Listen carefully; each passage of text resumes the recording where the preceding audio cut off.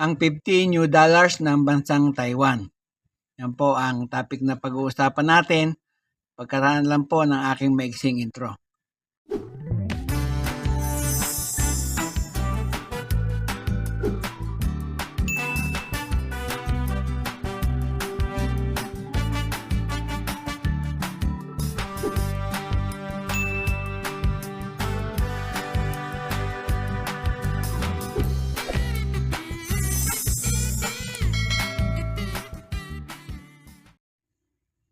Magandang araw po sa inyong lahat, lalo na sa aking kabarya at mga kapwa-kolektor. Sa lahat ng senior citizen at mga silent viewer, maging sa mga kaibigan natin dyan, magandang araw po. Ngayon pong araw ay may mga coins tayo dito sa ating harapan. Ito po ang 50 new dollars ng bansang Taiwan. Pag-usapan po natin. Sa obverse na bahagi po o yung harapang bahagi ng baryang ito ay makakita tayo ng isang portrait ng isang lalaki. Yan po ay si Sun Yat-sen, ang unang presidente ng bansang Taiwan. Mayroong script na nakapaikot. Yan po ang tinatawag na Chinese traditional regular script. Yan. Na kung ita-translate po natin yan ay Republic of China year 92. Yan. Tapos sa bandang ilalim, yung taon ng pagkakagawa, 2003, at itong isang nating barya, yan, 2016 po ito. Yan, 2016, yan.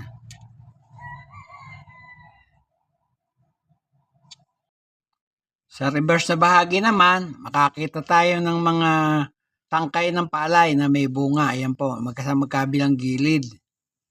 Tapos po, yung kanyang denomination sa English, ayun, may nakasulat uling Chinese. Yan. Meron pong isang mabilog na tanda sa bandang gitna. Ayan po, at 3 tuldok sa bandang ibaba. Makikita naman ninyo. Ang translation po niyan ay $50. Yan. Tapos po, yung kanyang gilid ay may safety picture.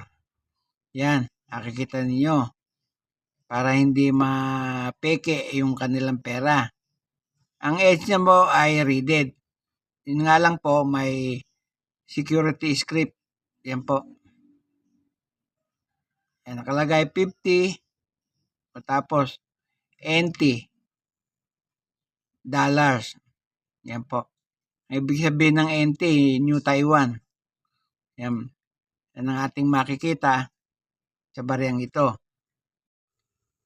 At yan nga pong mga barya na yan ay ginawa sa Central Mint of Taiwan, sa Taoyuan, Taiwan.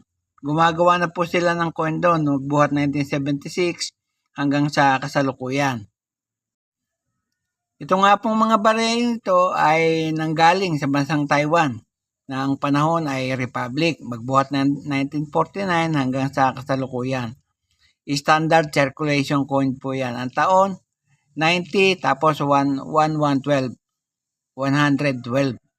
Ang katumbas naman sa Gregorian calendar ay 2001 hanggang 2023. Ang calendar po nila Chinese Republican. Ang value po 50 yuan o 15 Taiwan dollar. Kung i-convert natin sa Philippine peso, 97 pesos po ang katapat. Ang currency nila, new dollar. Ang komposisyon po niyan ay copper, aluminum, nickel. Yan, 92% copper, 6% aluminum at 2% nickel. Tumitimbang po yan ng 10 grams. At may diameter na 28 mm. Ang kapal po, 2.4 mm. Yan. Ang hubog, bilog. Milled ang technique na ginamit at medal alignment ang orientation. May number po yan na 92 o N number 9221 at reference number na Y number 568, may school number 27. Dito po sa numista ay may mga presyo na pong nakasulat. Pero ang babanggitin ko na lamang po ay yung petsa ng pagkakagawa ng ating barya. Yan po, lumalabo pa ang aking camera. Para po sa petsang 2003, ang halaga po niyan, yung very fine po ay 100 pesos. Yung extra fine, ganun din, 100 pesos. Yung almost uncirculated ay 110 pesos. At yung uncirculated po ay 140 pesos. Dito naman po sa pangalawa nating coins na 2016, wala pong nakalagay na presyo.